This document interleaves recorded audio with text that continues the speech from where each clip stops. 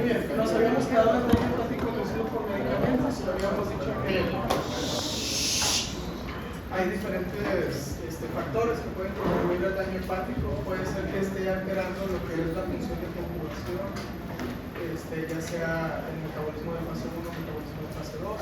A veces los medicamentos causan daño directo, una vez conjugados unas veces aún sin conjugar pudieran llegar a causar daño directo al hígado. Hay otros que están más asociados a reacciones que les llamamos reacciones idiosincráticas, donde no esperábamos que vaya a haber daño y esa reacción. Entonces, una de las mejores maneras para poder definir si el paciente o si nuestro paciente trae un daño hepático inducido por medicamentos va a ser la historia clínica, donde podamos asociar que el paciente inicia con su daño posterior al uso de un medicamento y que mejora cuando le estamos quitando el medicamento que sospechamos que le hizo daño. Aunque a veces puede que el daño ya sea muy avanzado y el paciente caiga en falla hepática y no mejora. ¿Okay? Entonces, esa parte pues, no es tan definitoria. De factores asociados, pues tenemos varios que vienen desde la genética, la función mitocondrial, el fenotipo del paciente, el estilo de vida del paciente, medicaciones. Actualmente, por ejemplo, en los hospitales, si un médico le indica varios medicamentos al paciente, hay un sistema de vigilancia farmacológica que checa si los medicamentos hacen reacciones entre ellos. Y si hay alguna reacción, entonces el médico tiene que ajustar el medicamento, cambiarlo por otro que no haga reacción. Entonces para ellos se les está volviendo bien molesto porque la farmacia les bloquea la administración del medicamento cada rato. Ponen a limitar más algo, entonces ustedes tienen que saber. Episodios inflamatorios, que aquí entrarían infecciones y otras enfermedades, y algunas enfermedades ya sobrepuestas. Obviamente, si tengo un paciente que tiene, no sé, hepatitis hígado graso, pues va a tener mayor riesgo de desarrollar algún problema. Entonces ya habíamos dicho esto nuevamente. Mecanismos de daño puede ser por toxicidad directa. Hay medicamentos que directamente afectan al hígado. Hay otros que se transforman, sufren una conversión y entonces son tóxicos para el hígado. Y hay otros que pueden activar el sistema inmune, entonces se crean anticuerpos que empiezan a atacar al hígado y otros problemas. Nuevamente, asociación temporal del daño hepático con la exposición a las drogas. O sea, la historia clínica va a ser sumamente importante. Y lo otro es que en caso de que el daño no sea muy grave, pues si le quitamos el medicamento, el paciente se recupera. Y nunca olvidar, hay que excluir otras causas de hepatitis. Entonces hay que excluir hepatitis virales o infecciosas, hepatitis autoinmune, en caso de ser enfermo, vamos a sospechar todo lo demás. Y ya si logramos excluir todo y lo único que podemos asociar es un medicamento, entonces podemos decir sí, hay una hepatitis por medicamentos o un daño hepático posible por medicamentos. Algunos de los medicamentos que pueden causar daño hepático, yo les recomiendo que vean esta tablita, que le dan una revisada, porque tenemos ahí varios medicamentos que se asocian a cosas muy particulares. Por ejemplo, aspirina nos va a dar un patrón de estenosis microvascular, que ya lo habíamos mencionado en la clase anterior, o no sé, estaba medio yo, no muy mal. Miércoles. Pero cuando tenemos un paciente que se intoxica por principalmente ácido salicílico, si se le llega a tomar biopsia al hígado, vamos a ver un patrón de estenosis microvascular. Ese sí es muy, muy característico. El otro que es muy, muy característico es la necrosis centrolobulillar causada por la intoxicación por acetamol. ¿Cuál? Por paracetamol. O sea, Trump tiene razón. Parcialmente. Muy parcialmente. Hay otros medicamentos o sustancias que pueden inducir cirrosis y fibrosis. Entre ellos está el alcohol, metanol. Y bueno, hay otros que no son tan específicos como los antibióticos, que nos pueden dar diferentes. Para que se vea el tema. Muy bien. Entonces, la lista es bastante larga. No solo son medicamentos, hay sustancias tóxicas que a veces el paciente está consumiendo, que también pueden entrar dentro de estos grupos, como por ejemplo Herbalife. De hecho, hay artículos publicados acerca de eso. Muchas de esas medicinas alternativas, tómate esto, te va a ayudar con la azúcar, etc. Que muchos sí están basados en plantas, pero no quiere decir que la planta sea inocua para el cuerpo. Y de hecho, las dosis de esas sustancias no están controladas. En una sola pastilla puede ser una dosis muy grande. Es como los brownies de marihuana. Les puede ir muy mal si los consumen, porque la dosis no está bien definida. Tengan cuidado con esos famosos brownies. Vamos a meter otro caso. Es un varón de 44 años, ingresó a urgencias por hematemesis debido a la rotura de varices esofágicas. Hasta ahí ustedes ya van a pensar bien rápido, van a decir, principal causa de varices esofágicas, cirrosis hepática. Y entonces ahí pueden entrar varios factores como pudiera ser alcoholismo. Antecedentes de la cultura. Cirrosis hepática. Cirrosis hepática es la principal causa de varices esofágicas. Acuérdense que aumenta la presión portal, entonces hay un grupo por la no era bebedor habitual, pero empezaron alcoholismo. Se puede desarrollar por diabetes crónica, por cualquier cosa que pueda ser inflamación crónica. No consumía drogas 2 años antes de su ingreso, su altura era de 1,72, peso corporal de 120, índice de masa de 40. Al ingreso ya tenía un índice de masa un poquito más bajo. Traía anemia leve, la computadora palpebral y hepatosplenomegalia ambulatoria. Los datos del laboratorio por el cuento de glóbulos blancos aumentados, 15.000, por cuento de plaquetas dentro del límite normal, hemoglobina de 7, bilirrubina de 0.8, albúmina de 2.9, AST de 19, ALT de 18, fosfatas alcalinas 135, GGT 65, proteína C reactiva, ligeramente elevada. Pues pensamos en alguna hepatitis crónica, entonces se le mandan ser anticuerpos y antígenos de superficie para hepatitis B, negativos, para hepatitis C, negativo. Pruebas de coagulación con disminución del tiempo de proteína y hemoglobina glicosilada de 8.1 que está elevadísima. Entonces, glucosa en ayunas de 298, que está. Entonces, ¿qué cambios pudieron contribuir al desarrollo de varices esofágicas, particularmente en este paciente? Pensaron primero en el alcoholismo, pero el paciente tenía hipertensión portal, muy bien. Si nos vamos a ¿qué pudo haber causado esa hipertensión portal?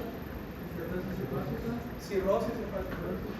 Okay. ¿Y algunas causas de esta cirrosis? ¿El paciente no se acuerda? Pues aumento de triglicéridos, aumento de grasas. Diagnósticos diferenciales que podrían meter, porque ya los mencionaron ahorita. Entonces vamos. Le hacen un examen de ultrasonido abdominal y tiene una hiperecogenidad patronal leve irregular en la superficie hepática con matriz en el borde del hígado. La tomografía muestra agrandamiento del lóbulo hepático izquierdo y esplenomegalia que se corresponde a una cirrosis hepática, pero además tiene extravasación lateral de contraste que se asocia con el sangrado. Doc, mencionó la clase pasada, creo, que si había hipertensión portal, había 3 tipos: la post, la intra y la pre, la hepática y la post. La intra, en deriva hepática, es la de cirrosis. Pues, si fuera post, ¿también te daría varices esofágicas? Te podría llegar a dar varices esofágicas, pero más probablemente el paciente se va a morir antes. Ok, entonces si es post, no esperamos ver tanto varices esofágicas, sino algo más cardíaco. Yo esperaría algo más cardíaco. Sí. Puede caer en insuficiencia hepática, pero no te va a dar el tiempo para que se desarrolle cirrosis. Algo que tienen que tener en mente es que cirrosis es un proceso crónico y que no sé si sea bueno o malo, pero lleva muchísimo tiempo. ¿Sí? Entonces, si detectamos al paciente a tiempo y le quitamos lo que le está causando la inflamación del hígado, va a estar muy bien, siempre y cuando no empiece con la cirrosis. ¿Sí? Bueno, yo solo pude encontrar 2 pronósticos diferenciales que era pues, por alcoholismo o por consumo excesivo de grasas, pero hay otra cosa que causa esto. ¿Sí? ¿Qué pruebas de laboratorio le pidieron? Específicas para descartar cosas. Hepatitis B, hepatitis C. Entonces, infecciosos también te pueden causar. Y otro, hepatitis autoinmune, que sea un poquito más insidiosa, que no sea tan agresiva, también te pudiera llevar a desarrollar cirrosis. Quédense con ese concepto. La cirrosis es causada por cualquier trastorno inflamatorio del hígado que sea crónico. ¿Sí? Entonces ahí tienen que pensar en varios. No se queden nomás con alcohol, y, aunque son los más importantes, alcoholismo y un metabolismo inadecuado, pero hay muchos otros casos. Entonces no se queden nomás. Bueno, así se ve una endoscopía esofágica y ustedes pueden ver allí los plexos o las varices esofágicas bastante dilatadas. Estas pueden llegar a señalar de manera importante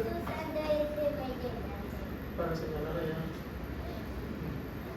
Muy bien. Le hicieron una biopsia. Entonces, en la biopsia se ve estetosis leve, o sea, un infiltrado inflamatorio leve, fibrosis severa. Aquí pueden ver una tensión de tricrómico. Aquí tenemos una triada portal, acá está otra y se ve un puente. Las biopsias son de 1 milímetro de grosor cuando mucho. Entonces no esperen ver todo el nódulo bien hecho. Lo que nosotros medimos es la fibrosis en puentes. Si de una triada portal a otra que vemos hay una banda de fibrosis, eso me dice que hay un nódulo ahí. Y de hecho graduamos la fibrosis. Este es el HIE y aquí se ve rosita, no sé si lo alcanzan a ver. Cuando se hace el tricrómico, pues entonces ya se ve azul y se nota muy bien el colágeno donde está depositado. Hay necrosis focal de algunos hepatocitos. Otras cosas que podemos ver son estos cuerpos de Mallory-Denk, que apenas si se alcanzan a ver. Eso típicamente se asociaba a hepatopatía alcohólica, pero también se alcanzan a ver en otras hepatopatías como una metabólica. Los cuerpos de Mallory-Denk, que son precipitados de citoqueratina, si se desnaturalizan las citoqueratinas del hepatocito, se condensan en un solo sitio. Entonces el hepatocito vamos a ver que tiene algunas zonas donde está muy rosa el citoplasma como una bolita. ¿Okay? Y a eso es a lo que le llamaríamos cuerpos de Mallory-Denk. Además del diagnóstico de cirrosis hepática, se le diagnostica diabetes mellitus, obviamente porque ya habían visto las pruebas de laboratorio. Una pregunta de que ya contestamos ahorita: ¿es el consumo de alcohol una causa de cirrosis? No. Tenemos que tener bien claro ese concepto porque no sé, muchas veces es lo único que pensamos o es nuestra primera respuesta.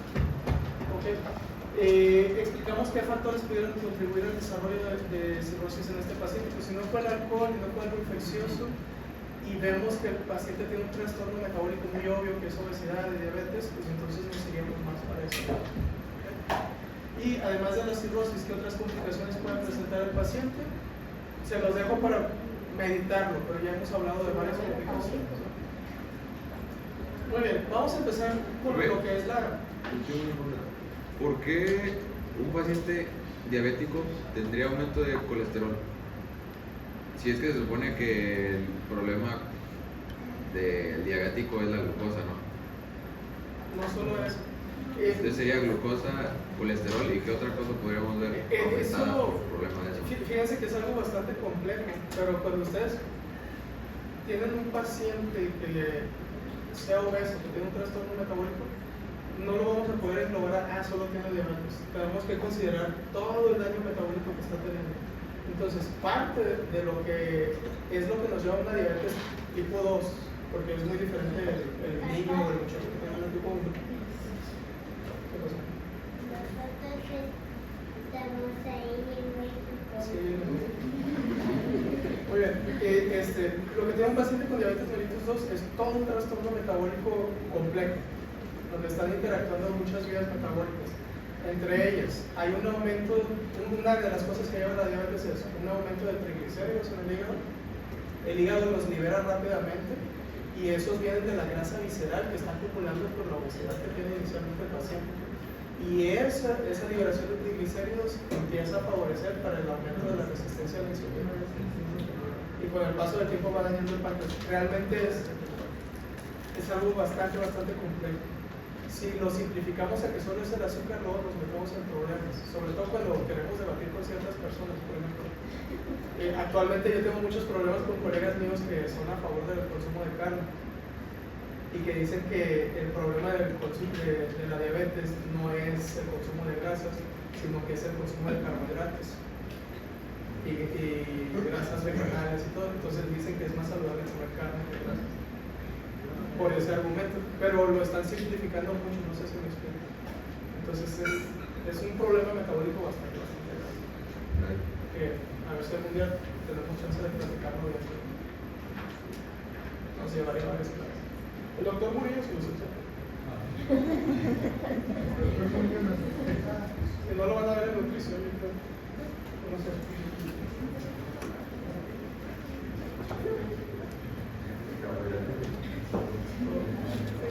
Muy bien.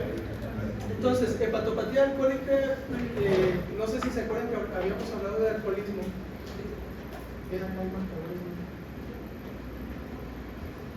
No sé si se acuerdan que habíamos hablado de alcoholismo el semestre pasado y habíamos dicho que es un problema a nivel mundial, excepto en países musulmanes, que es el problema. Dice que no toman alcohol, pero no saben. Bueno, entonces podemos ver que países con alto consumo de alcohol van a presentar los principales índices de hepatopatía alcohólica. En México no tiene tanta prevalencia, no sé si se fijan, el consumo de alcohol, pero de todas maneras la hepatopatía alcohólica va a ser una causa del 5.9% de las muertes a nivel mundial, datos del 2010.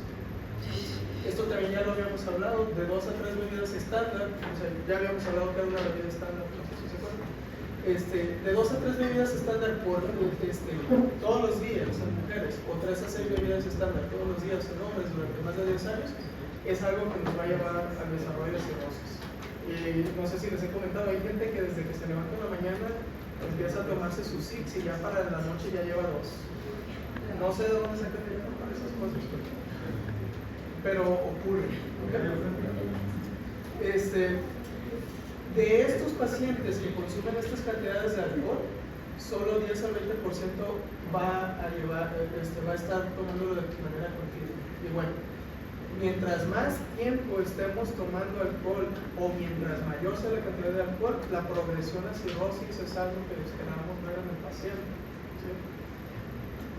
Es algo que tenemos que hacer un poquito conscientes a nuestros pacientes, sobre todo los que son muy de que estoy bien ahorita y no me va a pasar nada. ¿Okay? Ahí en el cuadrito, pues nomás para recordar lo que es una bebida estándar, que equivale a 14 gramos de alcohol. ¿Okay? Bueno, ya depende de lo que esté consumiendo. Es por eso que la historia clínica es muy importante. Si le preguntan, ¿toma alcohol? No pongan alcoholismo fines de semana. Sí, eso no sirve de nada. Tendrían que estimar la cantidad, entonces podrían poner, ¿consumen tantas unidades estándar? ¿O consumen tantos cervezas, latas de cerveza al día o tantas latas de cerveza a la semana? Pero tenemos que tener un estimado más preciso, no se vale que en las historias clínicas nomás diga alcoholismo positivo. Y si los invito ahorita a ir al hospital y checar, que yo creo que algunos han checado expedientes ya, van a ver que la mayoría de las notas dice alcoholismo positivo. Estamos muy mal en eso.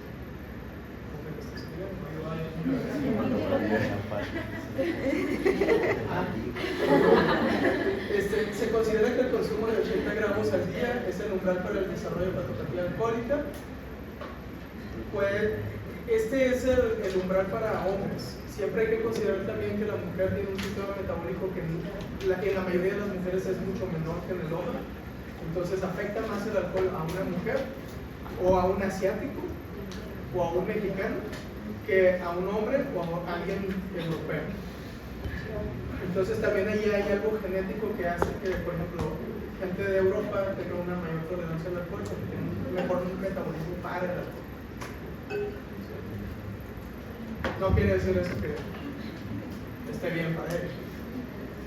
Pero bueno, el desarrollo de cirrosis, nuevamente para repetir este concepto, no es algo que pase de la noche a la mañana. Es algo que es un riesgo que vamos acumulando a lo largo del tiempo. Van a ir pasando diferentes procesos a lo largo de ese tiempo. Uno de los primeros que va a pasar es que vamos a tener esteatosis, que es hígado graso.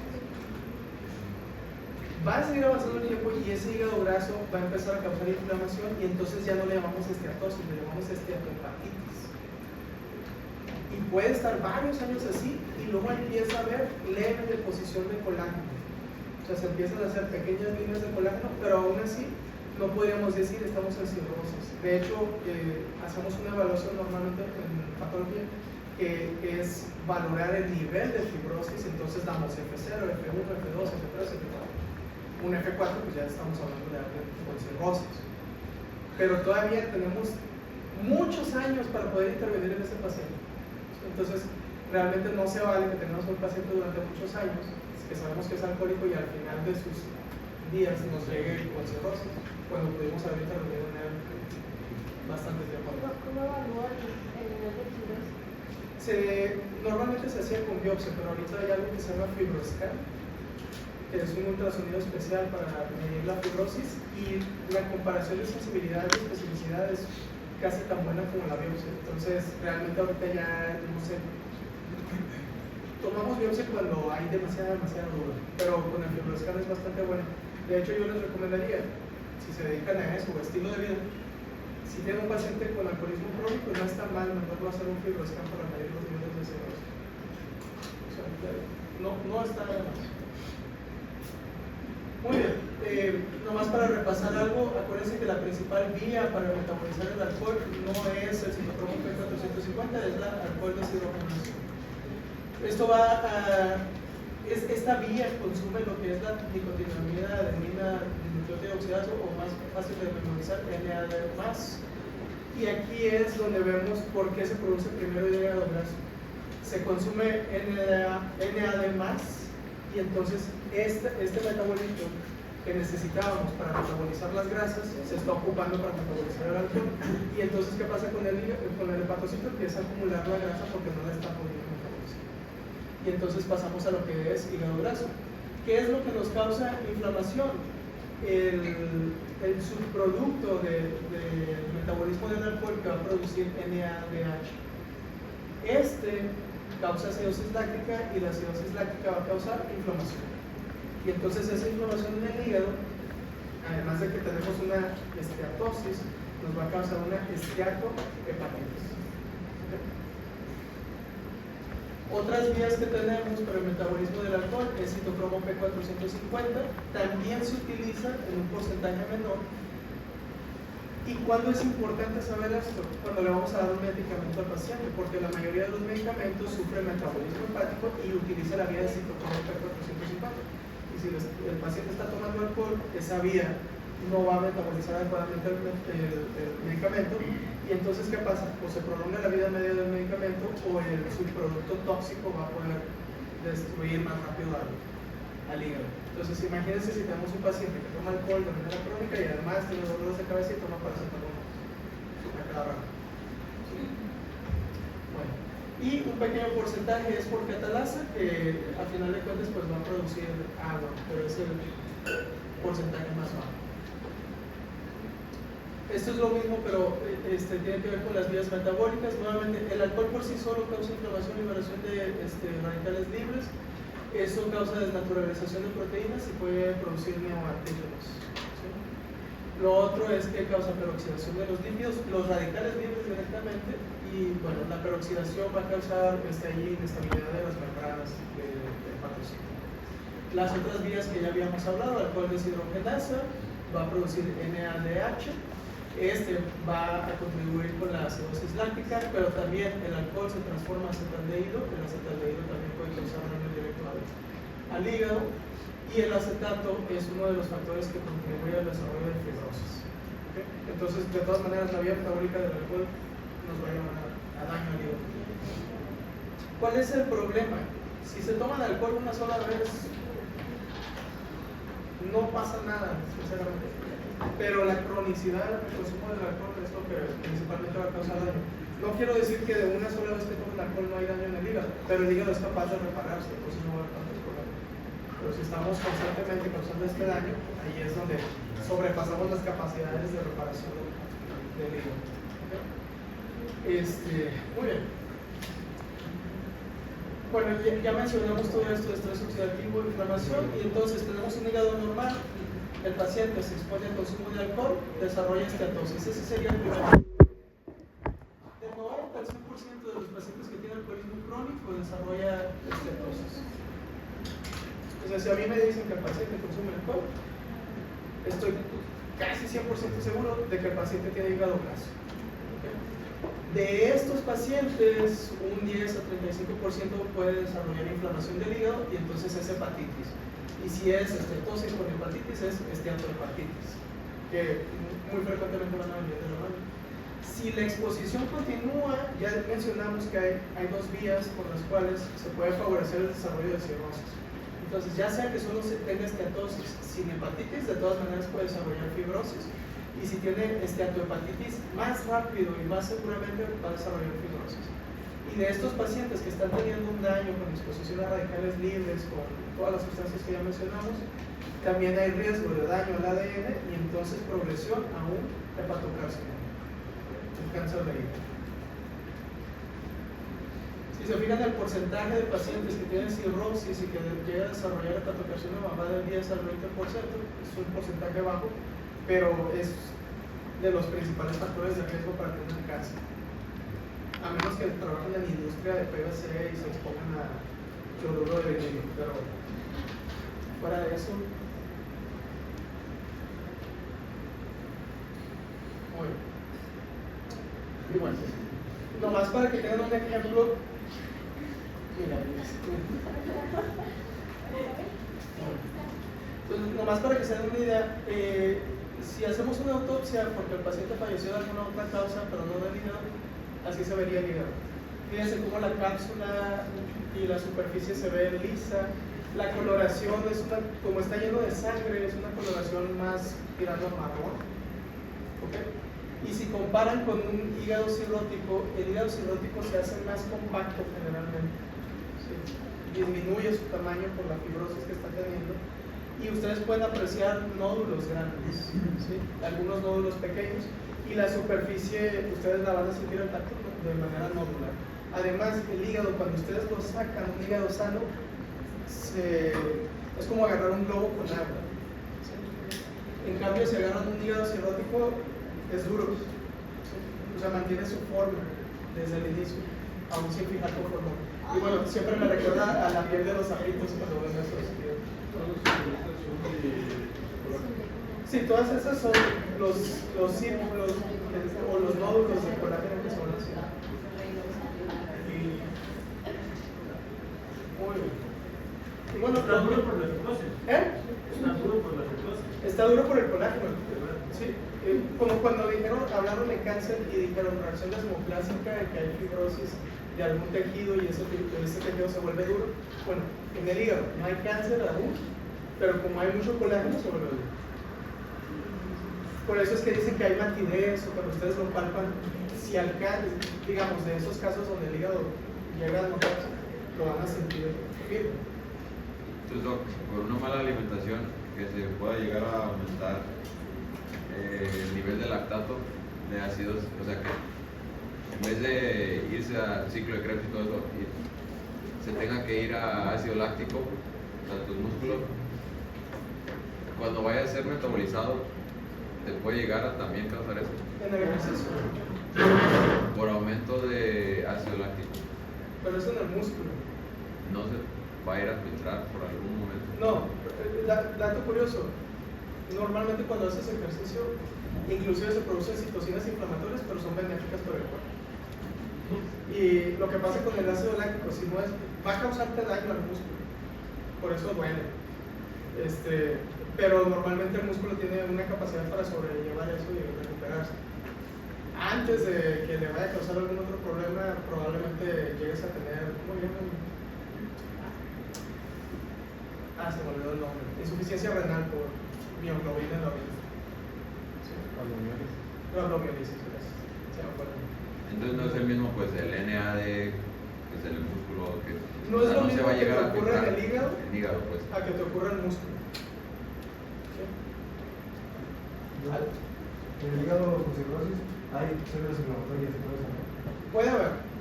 pero pues en el caso del paciente había elevación pero en la sangre. ¿Por qué dice que en la sangre?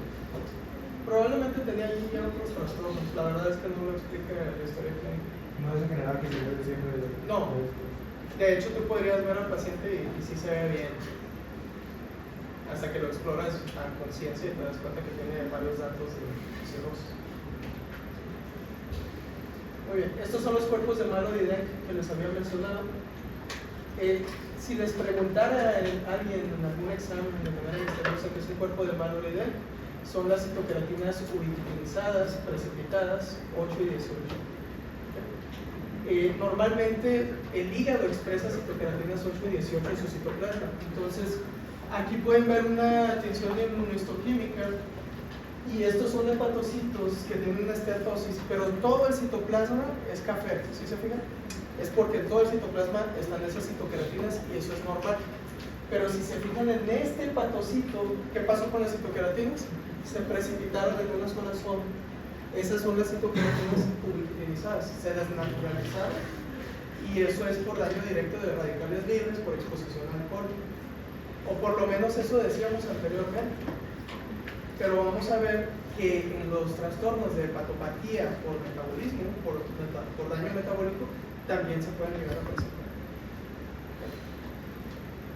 Y entonces pasamos a lo que es la enfermedad del hígado graso asociada con la disfunción metabólica, que antes le llamábamos hepatopatía no alcohólica, pero actualmente las guías recomiendan que se le llame así, para que se pueda entender que es un trastorno metabólico. Entonces, esta hepatopatía o esta enfermedad del hígado graso asociado a la disfunción metabólica nos va a causar, para fines prácticos, los mismos problemas que un paciente alcohólico. ¿Sí?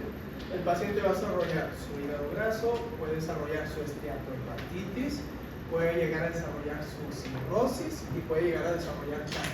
Entonces, realmente no solo el alcohol es algo que puede causar daño al hígado. Como ya les dije, antes se le llamaba NASH o esteatohepatitis no alcohólica, ya dijimos que se prefiere no utilizarlo tanto. Y tenemos varias enfermedades metabólicas que están asociadas a esta hepatopatía.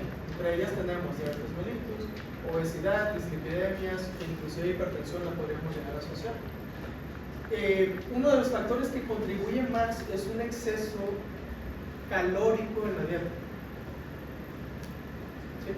Que puede ser grasas o pueden ser carbohidratos y en cierto punto todavía se cree que pudieran llegar a ser proteínas, pero es un exceso calórico en la dieta. Pues, ¿cuáles son las principales fuentes de calorías en la dieta? Las grasas. ¿Cuál tiene mayor densidad calórica? ¿Un gramo de grasa, un gramo de proteína o un gramo de carbohidratos? La grasa. La grasa son como 9 calorías por gramo, kilocalorías por gramo. Las proteínas no me acuerdo si eran 3 o 4 kilocalorías.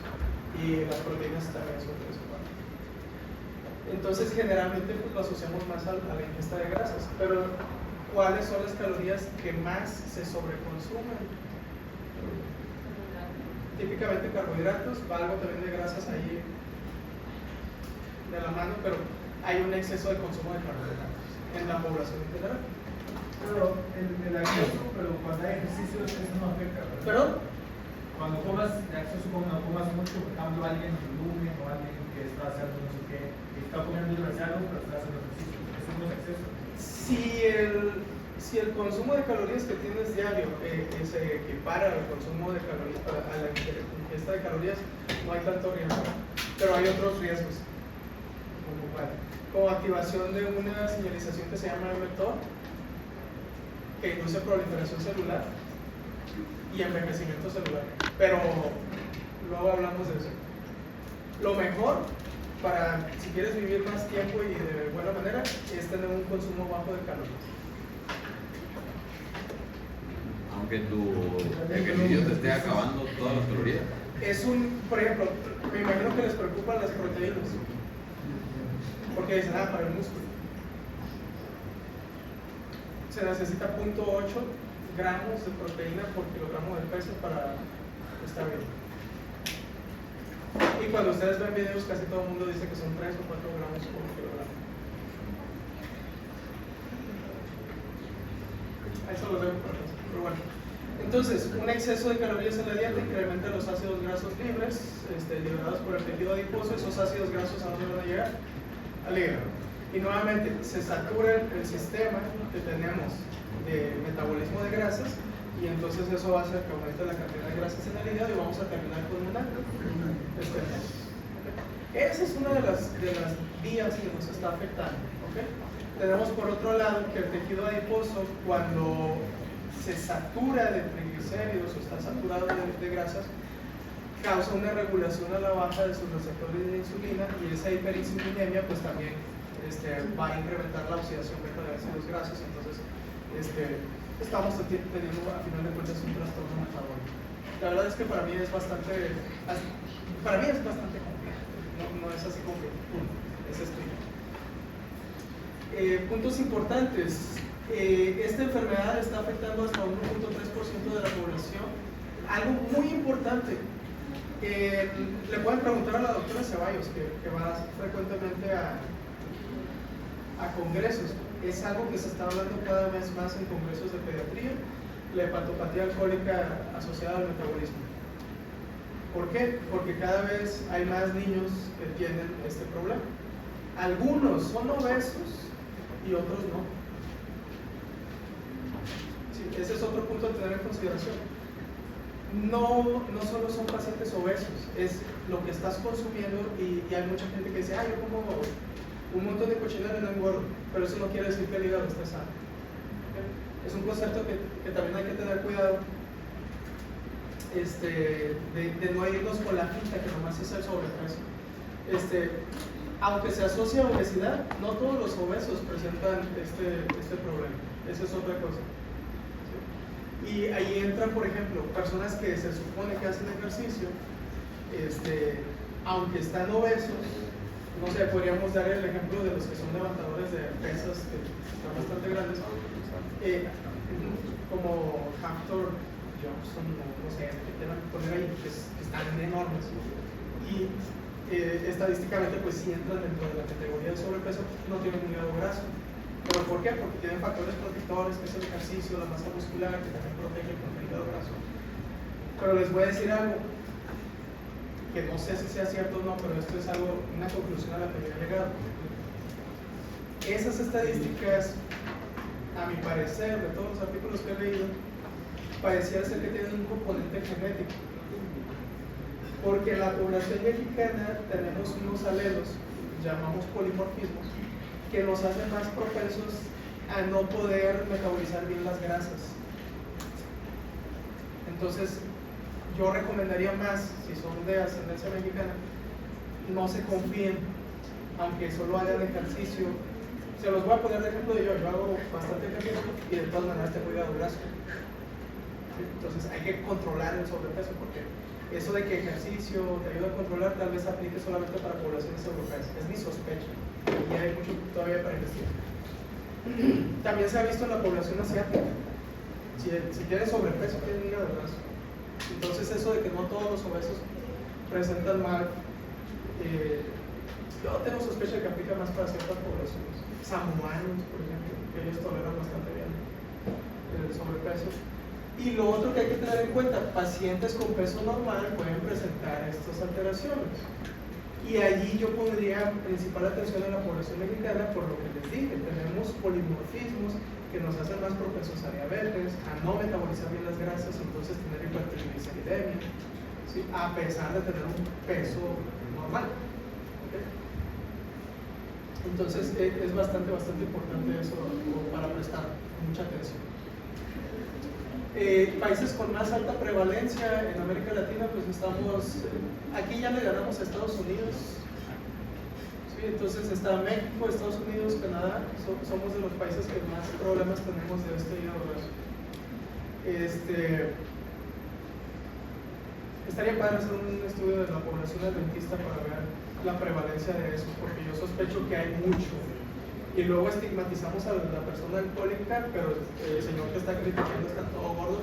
Y muy probablemente el hígado de esa persona también está acumulando el alcohol. Entonces, a tener en consideración. Entonces, podemos tenerlo en un paciente con sobrepeso y obesidad.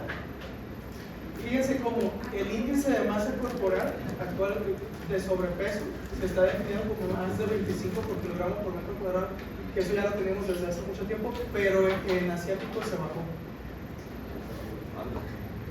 ¿Sí? ¿Por qué? Porque empiezan a presentar alteraciones más temprano en el crecimiento de ellos. Lo otro, podemos tener pacientes con un índice de masa corporal normal y decir, está bien, y aún así puede llegar a desarrollarlo también. Y pacientes que muy probablemente lo tienen son pacientes con diabetes mellitus tipo 2, que ya tienen un trastorno metabólico de base. Realmente, nuevamente les digo, es bastante complejo trabajar con los pacientes. Ahí es donde medicina de estilo de vida para mí se me hace que se vuelve bastante interesante, aunque ustedes le hagan el feo. Es la medicina del futuro, hoy. Va a haber mucho dinero ahí y menor riesgo de demandas que una cirugía. ¿Okay?